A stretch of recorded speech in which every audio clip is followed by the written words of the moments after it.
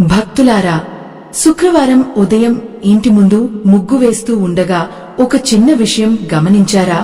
కొన్ని ఇళ్లలో ఎంత సాధారణ పరిస్థితులున్నా ఆ ఇంట్లోకి వెళ్లగానే ప్రశాంతత కనిపిస్తుంది.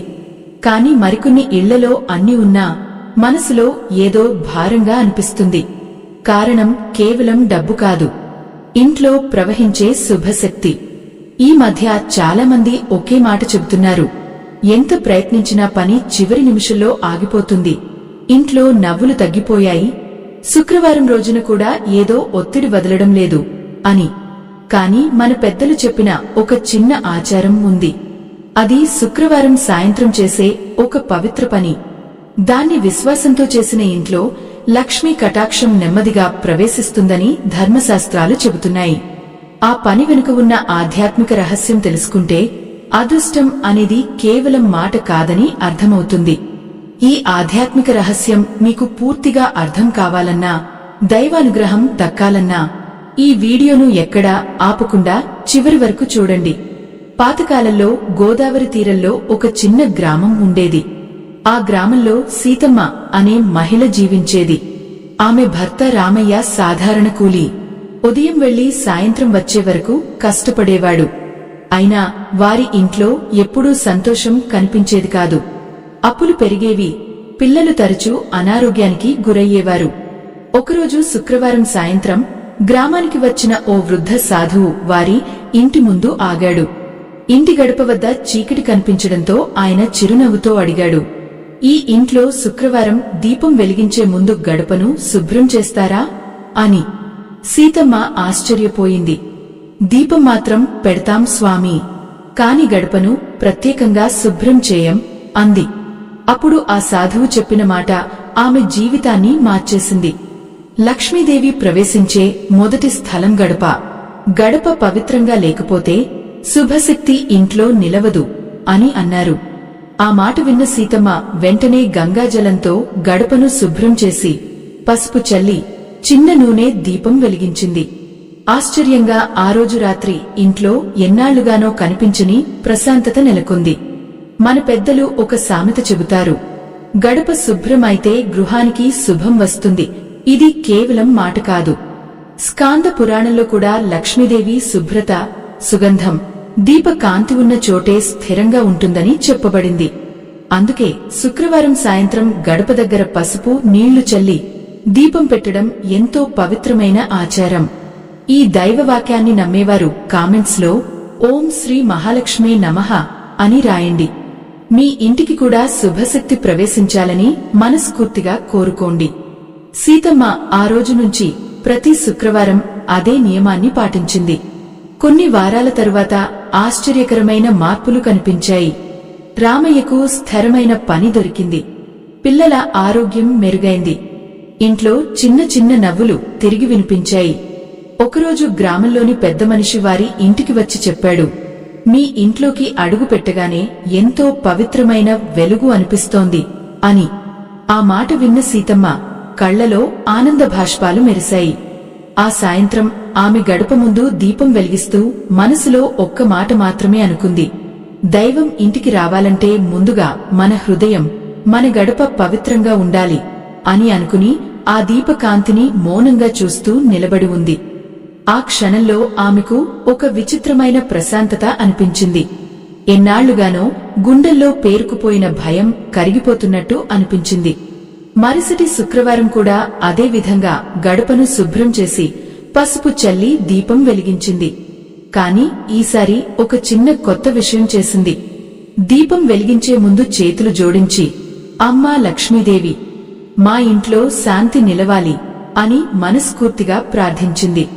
ఆ రాత్రి గ్రామంలో భారీ వర్షం వచ్చింది. చాలా ఇళ్లలో నీళ్లు చేరాయి. కాని ఆశ్చర్యంగా సీతమ్మ ఇంటి గడప దగ్గర నీరు నిలవలేదు. గ్రామస్తులు అది చూసి ఆశ్చర్యపోయారు. అప్పుడే ఆ వృద్ధ సాధువు మళ్లీ గ్రామానికి వచ్చాడు. ఆయన సీతమ్మను చూసి చిరునవ్వుతో అన్నాడు, దీపం కేవలం వెలుగు కాదు, అది ఇంటి చుట్టూ శుభశక్తిని మేల్కొలిపే సంకేతం అని. ఆ మాట విన్న తరువాత సీతమ్మ ప్రతి శుక్రవారం మరింత భక్తితో ఆ ఆచారాన్ని కొనసాగించింది. ఒక సాయంత్రం ఆమె పొరుగింటి కమలమ్మ వచ్చి అడిగింది, "నువ్వు ఏం చేస్తున్నావో చెప్పు సీతమ్మ. ఈ మధ్య నీ ఇంట్లో ఎంతో ప్రశాంతత కనిపిస్తోంది" అని. అప్పుడు సీతమ్మ ఆమెకు ఆ సాధువు చెప్పిన మాటలన్నీ వివరించింది. కమలమ్మ మొదట నవ్వింది. "అంత చిన్న పని చేస్తే అదృష్టం వస్తుందా?" అని అనుమానంగా అడిగింది. అప్పుడు సీతమ్మ మృదువుగా చెప్పింది, "మనసు నమ్మితే చిన్న పని కూడా దైవ అనుగ్రహానికి మార్గం అవుతుంది" అని. మన పురాణాల్లో ఒక అరుదైన కథ ఉంది. ఒకసారి మహాలక్ష్మీదేవి భూమిపై సంచరిస్తూ ఉండగా రాజమహళ్ల కంటే ఒక చిన్న గుడిసె ముందు ఎక్కువసేపు నిలిచిందట. కారణం ఏమిటంటే ఆ ఇంటి ముందు ప్రతి శుక్రవారం శుభ్రంగా ముగ్గువేసి చిన్న దీపం వెలిగించేవారు. అక్కడి పవిత్రత ఆమెను ఆకర్షించిందట. అందుకే పెద్దలు శుభ్రతే లక్ష్మీ పాదసేవ అని చెప్పేవారు. ఈ పవిత్ర నియమాన్ని నమ్మేవారు కామెంట్స్ లో జై మహాలక్ష్మి అని రాయండి. మీ ఇంట్లో కూడా వెలుగు, శాంతి పెరగాలని ప్రార్థించండి. కాలం గడుస్తుండగా సీతమ్మ ఇంట్లో మార్పులు ఇంకా స్పష్టంగా కనిపించాయి. రామయ్యకు గ్రామ పెద్ద కొత్త బాధ్యత ఇచ్చాడు. ఇంట్లో ఎన్నాళ్లుగానో ఆగిపోయిన పనులు పూర్తవడం మొదలైంది. ముఖ్యంగా సాయంత్రం అయ్యేసరికి ఆ ఇంటి ముందు వెలిగే దీపం గ్రామంలో అందరి దృష్టిని ఆకర్షించేది. చిన్నపిల్లలు కూడా ఆ దీపం దగ్గరికి వచ్చి నమస్కారం చేసేవారు. ఒకరోజు కమలమ్మ కూడా అదే విధంగా తన ఇంటి గడప వద్ద దీపం వెలిగించింది. కాని ఆమెకు మొదట్లో ఎలాంటి మార్పు కనిపించలేదు. ఆమె అసహనంగా సీతమ్మ దగ్గరకు వెళ్లి అడిగింది, "నాకు ఎందుకు ఫలితం కనిపించడం లేదు?" అని. అప్పుడు సీతమ్మ నవ్వుతూ చెప్పింది, "దీపం వెలిగించడం ఒక్కటే కాదు కమలమ్మ, మనసులో కృతజ్ఞత ఉండాలి. కోపం, అసూయ తగ్గాలి. అప్పుడే ఆ కాంతి ఇంట్లో నిలుస్తుంది" అని. ఆ మాట కమలమ్మ హృదయాన్ని తాకింది. ఆ రాత్రి ఆమె చాలాసేపు ఆలోచించింది. తన మాటలతో ఎన్నిసార్లు కుటుంబ సభ్యులను బాధపెట్టిందో గుర్తుకు వచ్చింది.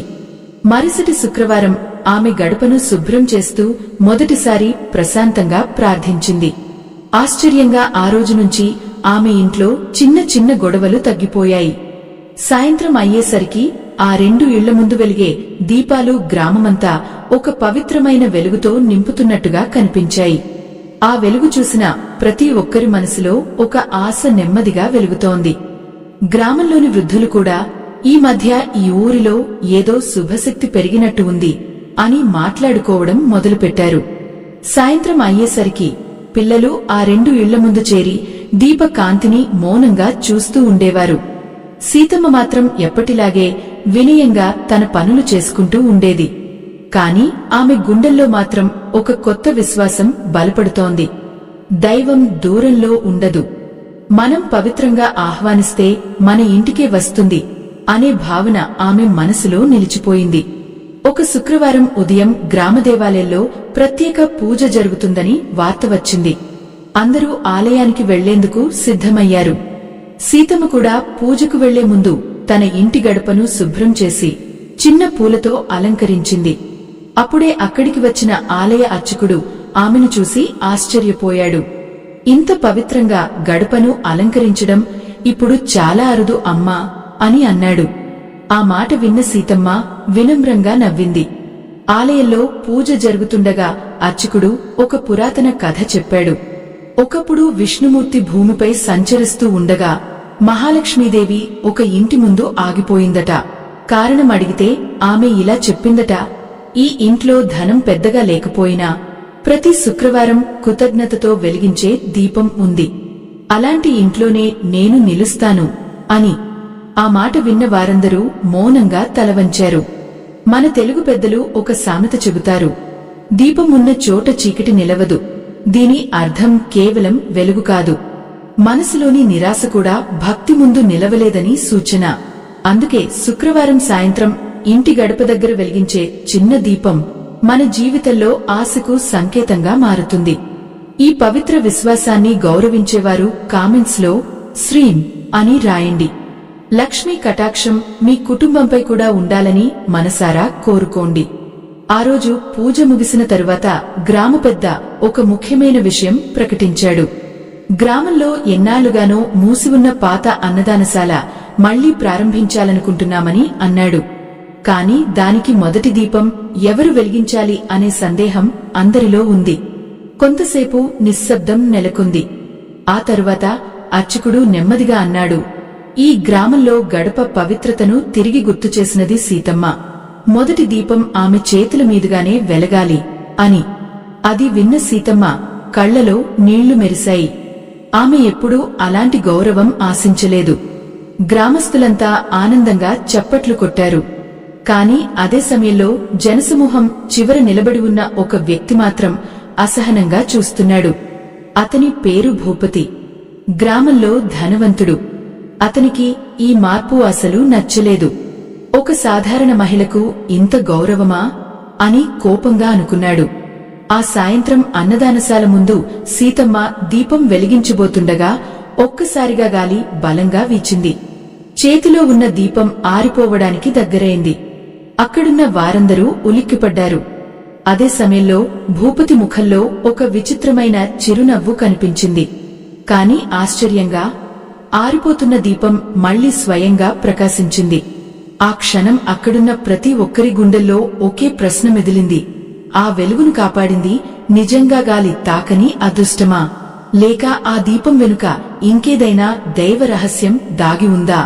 అక్కడున్న వారంతా కొన్ని క్షణాలు మాటలేకుండా ఆ దీపాన్ని చూస్తూ నిలిచిపోయారు. గాలి ఇంకా వీచుతూనే ఉంది. కాని ఆ చిన్న జ్యోతి మాత్రం కదలకుండా ప్రకాశిస్తోంది. అర్చకుడు కళ్లు మూసుకుని మంత్రం జపించగా గ్రామంలోని వృద్ధ మహిళలు భక్తితో చేతులు జోడించారు. సీతమ్మ గుండె వేగంగా కొట్టుకుంటోంది. ఆమెకు భయం కాదు, ఏదో అపూర్వమైన శక్తి దగ్గరగా ఉన్నట్టు అనిపించింది. భూపతి మాత్రం లోపల కోపంతో మండిపోతున్నాడు.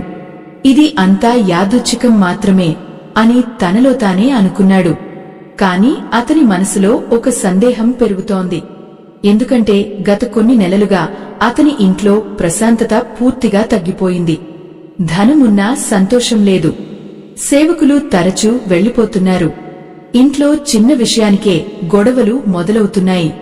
అదే సమయంలో సీతమ్మ ఇంట్లో మాత్రం వెలుగు, నవ్వులు పెరుగుతున్నాయి.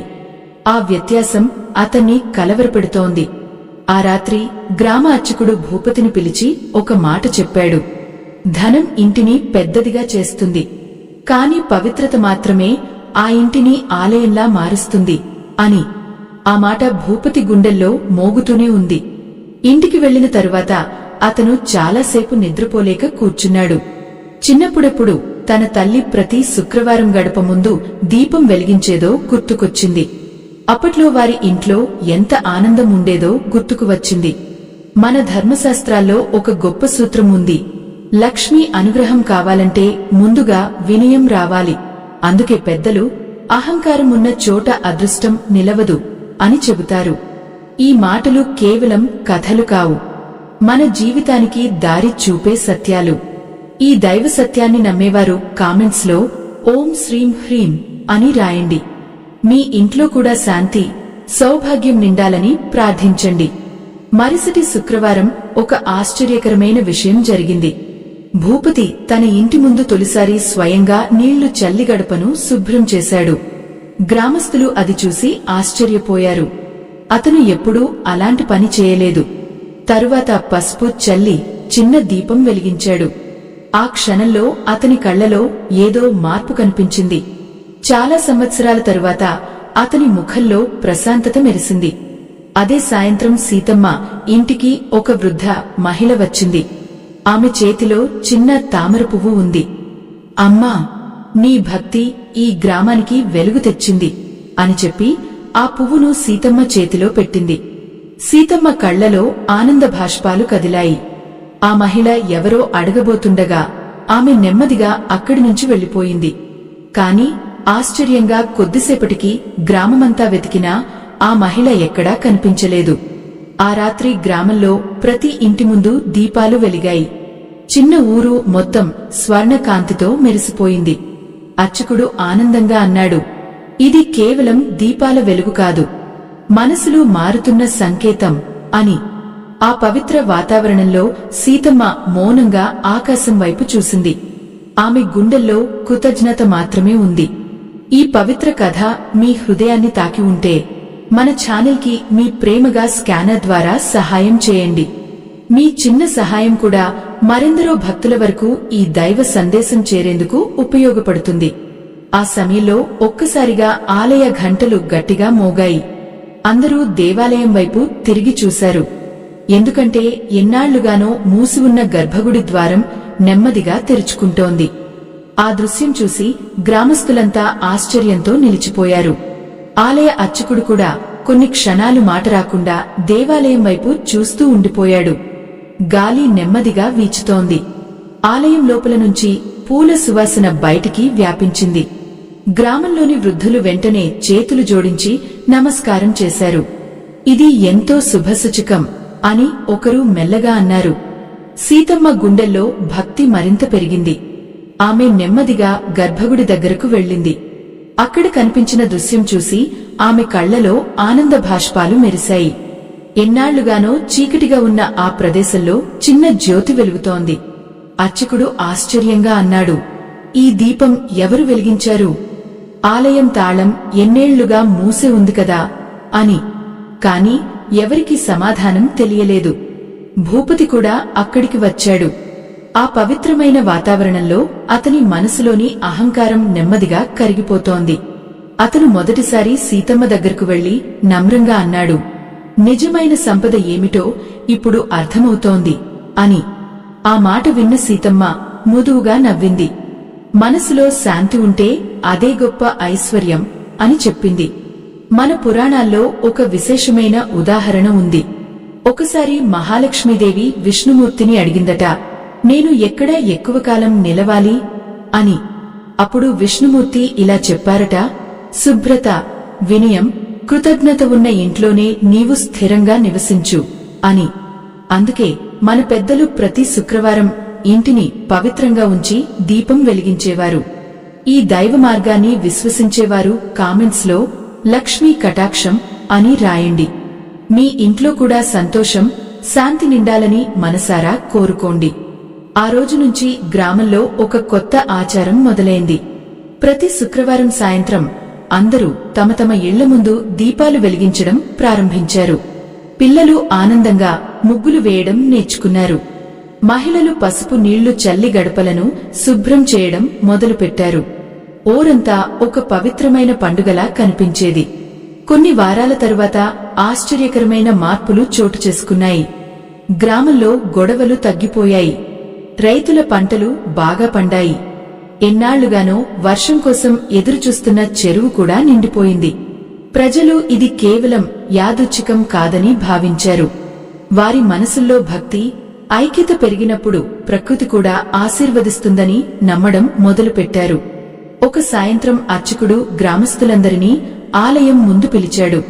ఈ గ్రామంలో వెలిగిన ప్రతి దీపం కేవలం నూనెతో కాదు, భక్తితో వెలిగింది అని అన్నాడు. ఆ మాటలు విన్న వారందరి కళ్లలో ఆనందం మెరిసింది. సీతమ్మ మాత్రం మౌనంగా దేవాలయ ద్వారం వైపు చూసింది.